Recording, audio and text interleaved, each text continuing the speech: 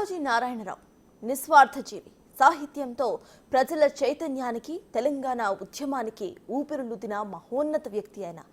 ఒక్క సిరాచుక లక్ష మెదళ్లకు కదలిక అంటూ ఉద్యమమై ఊపిరిగా జీవించిన కాళోజీ స్మారకార్థం ఓరుగల్లుగడ్డపై ఓ కళాక్షేత్ర నిర్మాణానికి శ్రీకారం చుట్టింది గత ప్రభుత్వం.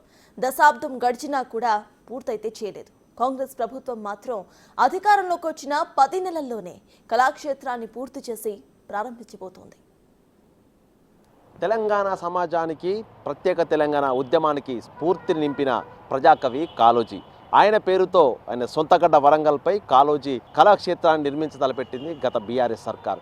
9 ఏళ్లుగా నిర్మాణ పనులు ఎక్కడికక్కడే ఆగిపోయినా 11 నెలల కాలంలోనే కాంగ్రెస్ సర్కార్ కాళోజీ కళాక్షేత్ర నిర్మాణాన్ని పూర్తి చేసి ఈ నెల 19న ప్రారంభించబోతుంది. అసలు కాళోజీ కళాక్షేత్ర నిర్మాణంలో 9 ఏళ్లు జాప్యం ఎందుకు జరిగింది, దాని విశేషతలు ఏంటి తెలుసుకుందాం. వివక్షను వ్యతిరేకిస్తూ, అన్యాయం అణచివేతలపై తిరగబడుతూ తెలంగాణ ఉద్యమానికి స్ఫూర్తి నింపిన తెలంగాణ వైతాళికుడు కాళోజీ నారాయణరావు. మలిదశ తెలంగాణ ఉద్యమంలోనూ కాళోజీ నింపిన ఉద్యమ స్ఫూర్తితో ముందుకు వెళతామని గత మాజీ సీఎం కేసీఆర్ బహిరంగంగా ప్రకటనలు చేశారు.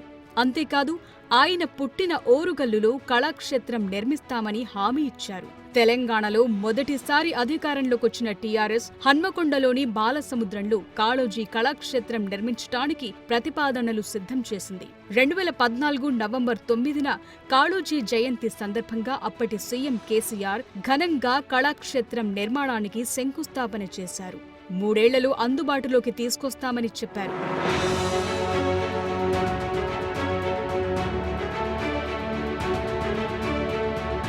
మాటలు కోటలు దాటాయి, హామీలు అటకెక్కాయి. 3 ఏళ్లన్న గడువు దాటి కూడా 7 ఏళ్లు దాటింది. కానీ కాళోజీ కళాక్షేత్రం విషయంలో అడుగు ముందుకు పడలేదు. ప్రతి సంవత్సరం కాళోజీ జయంతి వేడుకలు నిర్వహించటం, త్వరలోనే కళాక్షేత్రం ప్రారంభిస్తామని ఉపన్యాసాలివ్వటం, 9 ఏళ్లుగా ఇదే సీన్ రిపీట్ అయింది. మేధావులు, ఉద్యమకారులు ఆగ్రహం వ్యక్తం చేయడంతో అప్పుడప్పుడు సైట్ విజిట్ పేరుతో హంగామా చేసేవారు అప్పటి టీఆర్ఎస్, ఇప్పటి బీఆర్ఎస్ నేతలు. త్వరలోనే సీఎం చేతుల మీదుగా ప్రారంభం చేస్తామంటూ ప్రకటనలిచ్చేవారు. కావాలంటే అప్పట్లో, అంటే బీఆర్ఎస్ రెండోసారి అధికారంలోకొచ్చాక ఓ నేత మాట్లాడిన మాటలు వినండి. కాళోజీ గొప్ప చరిత్రను రాబోయే తరాలకు అందించే విధంగా వారి జీవిత చరిత్రతో పాటు ఇక్కడ కౌలక కళాకారులకు ఒక నిలయంగా ఈ కళాక్షేత్రం పనిచేస్తుందని కూడా ఈ సందర్భంగా తెలియజేసుకుంటూ, మరి ఈరోజు ఆ పనులన్నిటిని కూడా వేగవంతం చేయాలి. మరి రాష్ట్ర అవతరణ దినోత్సవం లోపే ఈ కార్యక్రమం అంతా కూడా ఈ కళాక్షేత్రం అంతా పనులు పూర్తి చేయాలని చెప్పి శంకుస్థాపన చేసింది 2014. ఇప్పుడు మీరు విన్న బీఆర్ఎస్ నేత వినయ్ భాస్కర్ మాటలు 2023లోవి. అది బీఆర్ఎస్ నేతల చిత్తశుద్ధి. వీరి నిర్లక్ష్యం, అలసత్వం వల్ల చాలా నష్టమే జరిగిందని చెప్పాలి. ఎందుకంటే కాళోజీ కళాక్షేత్రం నిర్మాణానికి 4.5 ఎకరాలు కేటాయించిన ప్రభుత్వం 50 కోట్ల అంచనా వ్యయంతో పనులు మొదలుపెట్టింది. కానీ ఆ తరువాత నిధుల విడుదల లేదు. దీంతో ఎక్కడి పనులు అక్కడే మధ్యలోనే నిలిచిపోయాయి. శంకుస్థాపన జరిగిన 8 ఏళ్ల తరువాత, అంటే 2022లో నిర్మాణ పనులు కాకతీయ అర్బన్ డెవలప్మెంట్ అథారిటీ తీసుకుంది. 8 ఏళ్లు కావటంతో అంచనా వ్యయం కూడా 85 కోట్లకు పెరిగింది. లేదంటే పెంచారు. పోనీ అప్పుడైనా నిధులు విడుదల చేశారా అంటే అదీ లేదు. కాంట్రాక్టర్కు బిల్లులు చెల్లించకపోవటంతో నిర్మాణం మళ్లీ ఆగిపోయింది. ఓవరాల్గా చూస్తే సర్కార్ ప్రకటనలకే పరిమితమైంది తప్ప పనిలో చిత్తశుద్ధి లేదన్నది ఓరుగల్లు వాసుల మాట. ఈ 10 ఏళ్లలో ఆయన సచివాలయాన్ని కూలగొట్టి 2 ఏళ్లలో కట్టిండు, కాళేశ్వరాన్ని 3-4 ఏళ్లలో కట్టిండు. ఆయన ఉండే ప్రగతి భవన్ను ప్రజలకు ఉన్నటువంటి ప్రగతి భవన్ను 300-400 రూములతోటి 2 సంవత్సరంన్నరలా కట్టిండు. కానీ కాళోజీ కళాక్షేత్రంకి మాత్రం నిర్మించలేకపోయిందంటే ఇది చిత్తశుద్ధి లేని పని.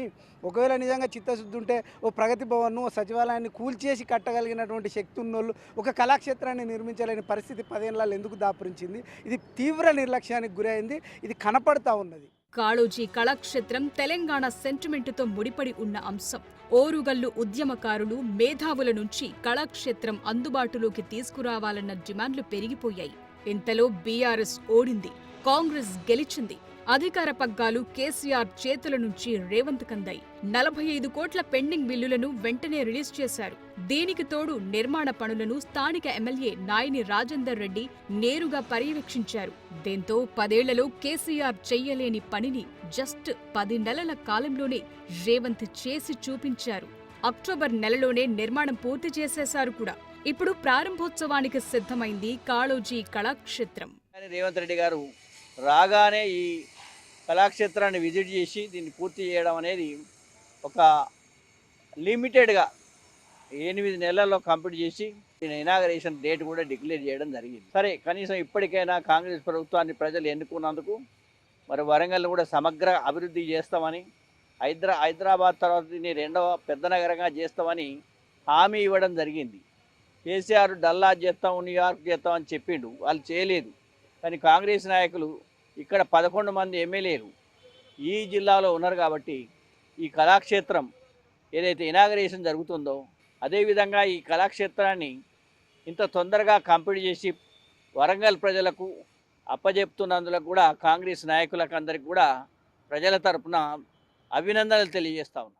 సీఎం రేవంత్ రెడ్డి చొరవతో మొత్తానికి దశాబ్ద కల సాకారమైంది. 95 కోట్ల వ్యయంతో 2 అంతస్తుల ఈ భవనాన్ని నిర్మించారు. కళాక్షేత్రంలో కాళోజీ స్మృతులను తెలిపే ఫోటో గ్యాలరీ, అత్యాధునిక సౌండ్, లైటింగ్ సిస్టమ్ ఏర్పాటు చేశారు. మొదటి అంతస్తులు ఆర్చియం, ఫ్రీ ఫంక్షన్ ఏరియా, వంటగది. 2వ అంతస్తులో కాళోజీ నారాయణరావు వస్తువులతో ఆర్ట్ గ్యాలరీ ఏర్పాటు చేశారు. కాళోజీ రచనలతో గ్రంథాలయాన్ని ఏర్పాటు చేశారు. ఇక కళాక్షేత్రం ముందు కాళోజీ కాంస్య విగ్రహం ఏర్పాటు చేశారు.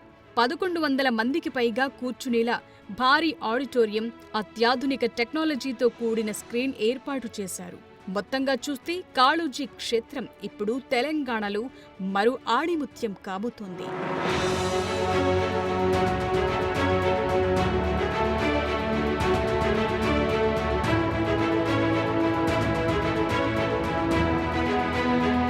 సాగిపోవుటే బ్రతుకు, ఆగిపోవుటే చావు, సాగిపోదలచిన ఆగరాదెచట ఎప్పుడు అని కాళోజీ ఆనాడు చెప్పిన మాటలను ఇప్పుడు ఆచరణలో చేసి చూపించారు సీఎం రేవంత్ రెడ్డి.